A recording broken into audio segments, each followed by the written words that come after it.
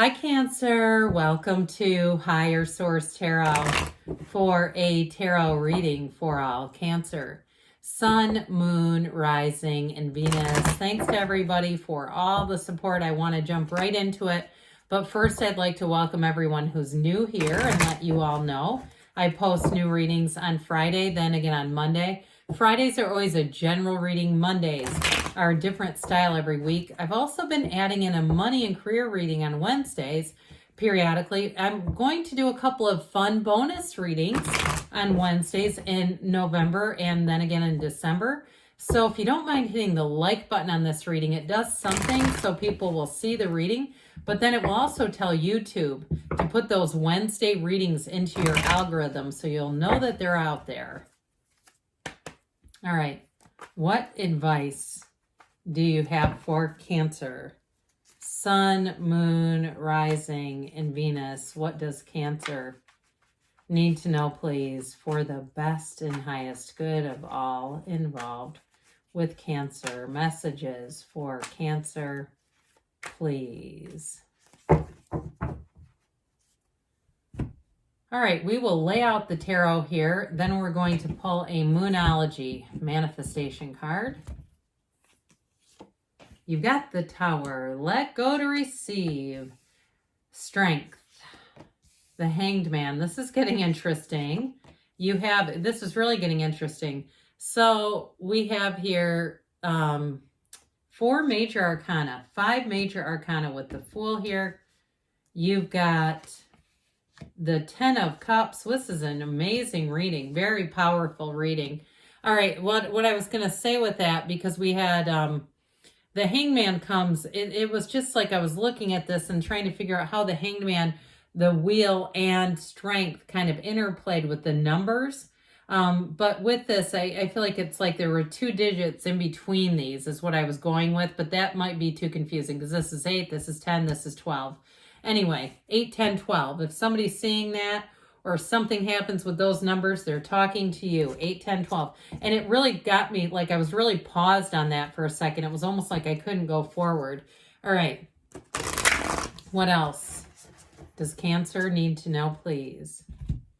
All right, we're going to bring it on home with this Moonology manifestation card.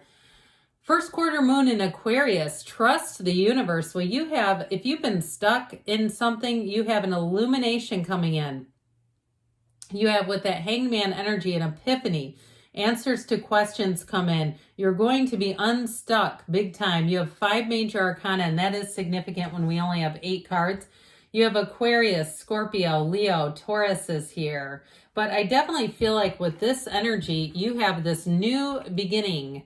You got another 10 here too, by the way. There's only 2 10s. But again, that 8, 10, 12 just keeps calling us back in. A new beginning here. This is take that leap of faith. Things are going to work. And truthfully, with the wheel spins in your favor, but it's trying to guide you toward happiness. Unless you resist it, that is the purpose of the wheel. And so it can unstick things. It helps you to know when to let go and when to hang on.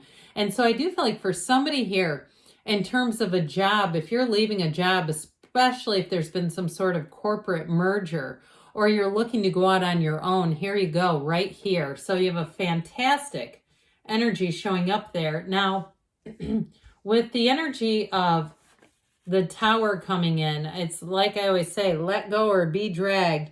It is a release of anything holding you back. It's also, too, though, an awareness, okay, of a change that you know you need to make. And if you don't do it, it'll end up feeling totally out of control. And so if there's something kind of looming over you, even in a relationship, I've had relationships before years ago, but I remember thinking, I do not love this person. And guess what? A Tower moment happened.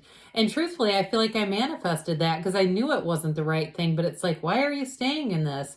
But anyway, in terms of relationships too, letting go of the past, letting go of something that has kept a pattern alive that just doesn't serve you anymore. And so with the Tower energy, if you're afraid to make a change, this is the one where sometimes we kind of decide I'm doing it anyway. I'm going to, in the face of fear, I'm doing it afraid. I'm going to move forward anyway.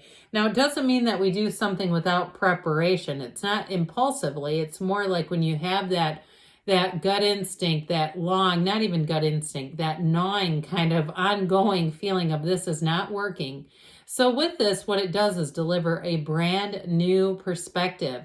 And it is a breakdown for a breakthrough. So if it has been something like a merger, I definitely see you as moving on to something better. With this strength card, it's also too, for some, outlasting the fear, kind of working through it. And because, when we try to run from fear, it just keeps chasing us. And so with the energy of strength, if it is a relationship that you're asking about, this is real love. It's definitely a commitment, a very committed, compassionate, and kind type of energy. And so you may find people around you help you as well. If you had a tower moment, like your housing was upended or you lost a job, you have people who will come in and they may tell you their own stories. There may be somebody who's quite a bit older and farther along in their career who shares with you when that happened to them. And there's something about it that feels meaningful. It does feel helpful. And so with this, you will find that you're living an enlightened life. That's what it's all about. And so as you sort of lean into compassion and kindness, even for yourself, and saying, why didn't I see this coming? Well, that's when you sort of understand, because my mind doesn't go in that direction.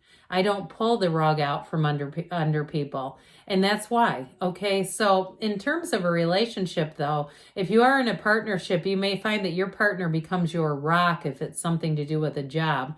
Now, others of you may turn to your job. If it's a relationship, it may be one of those things where you say, I'm really going to focus on this other area for a while and kind of let love be a standalone kind of an entity. I'm not going to rush out. I'm not going to try to find somebody right away.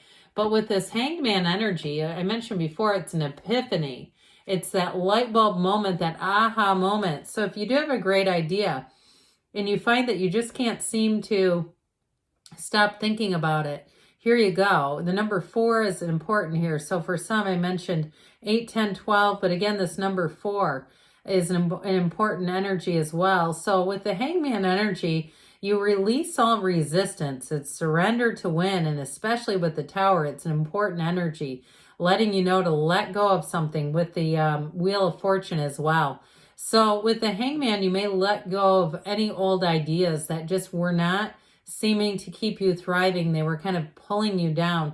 You're also very approachable in this energy, where you'll have this openness, this vulnerability in some ways. And so in a relationship too, I feel like if you've been single for a while and it's been quite intentional, your ability to be open, because you may not have the pressure of finding someone if you've been single for a while, where you just feel like, if it happens, great. If it doesn't, that's okay too. I feel like it allows you to open yourself up a bit more, because you're not afraid. You're not saying, I must find someone now. The clock is ticking. That's the kind of stuff when we end up, rushing into things and it just doesn't seem to go our way. So this Wheel of Life, we love this. It's one of the lottery tickets of the tarot, where you really do gain an understanding of something. So again, if you had a gut punch with the Tower, here's where you're going to see things in a brand new light. I hear halo effect.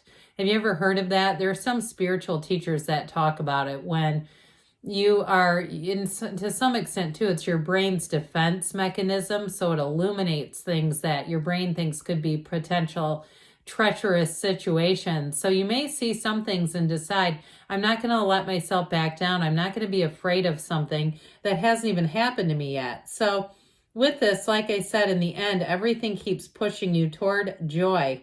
Trust, have faith. It is a time though where things pick up and get busy. And so if you are doing something too with flowers or floral types of things, like a side business for the holidays, I do feel like you're going to be quite busy with it. Or if you do something like hair and you have people who are saying, could you do this for me? I don't know if you ever do freelance work or do any side jobs. Or if you are in a relationship too with a partner, or if it's you who does some kind of like graphic design, you might have people coming to you. I just keep getting this thing of like freelance type of work, but it'll be up to you, and it does bring in money. So with the Fool, it is time to take that leap of faith. Again, when we see mountaintops, it indicates climbing to new heights. But with the Fool, it's a big transition. So if you are making a big change, I feel like you have every single thing that you need to make that shift, where you're going to be in the place where it feels exciting. And it might be a little bit nerve-wracking at first if it's a new job, or again, you're starting some sort of a business or a relationship. But with the Fool energy, it's a vision quest. And you have it here too, really. Both of these represent that vision quest and seeing your life, seeing your goals, and feeling like I have to go towards this. Now, in terms of a relationship, you have somebody here who is quite fun. I heard frisky too. I don't know why I keep thinking now Frisky's the cat food. Anyway, maybe they have a cat, but either way, I'm not sure I'd feed that to my cat. I don't know. When I had a cat, I used a different brand. But anyway, with the Fool energy, it is somebody who wants to get to know you and understand you, but I do feel like they may keep it light for a while. They're not like right away trying to go high pressure. And so if you have somebody who comes in and they seem to be keeping it light, I feel like that's just how they operate. But you're going to be inclined to open yourself up because it's easy. There's no threatening element about this particular energy. It's very much like, it's the hero's journey. So it's very much compatible with you on your journey here. And so you're being led into this beautiful 10 of Cups, moving forward in celebration. So whatever it is, you've got this energy, just a touch of it, of just being a bit apprehensive or guarded. And I feel like they're trying to tell you to get open, because with this 10 of Cups, it's everything you've asked for. So the guardedness comes in here and here. And this does feel like a bit of a mental situation, that it's more in the mind. That's what the air cards oftentimes represent. And so that Page of Swords, he is a student of intellect. He likes to do research. So for some of you, you may vet any changes and vet them thoroughly. But with that Five of Swords, it can be that ping pong match of the mind. So I feel like they're telling you just to be careful not to overthink, because you have great energies with minor arcana, minor life events, major arcana, major life events for Cancer.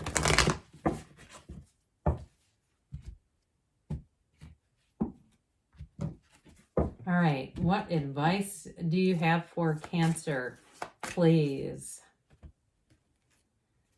Messages for Cancer. You've got communicate clearly, because the universe hears your heart.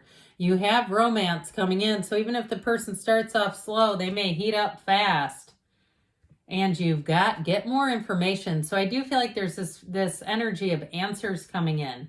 The answers that you need to move forward within the next few weeks. And we've got choose a new direction. So if you have been a bit guarded and afraid of change, I feel like they're saying it's time to make a change.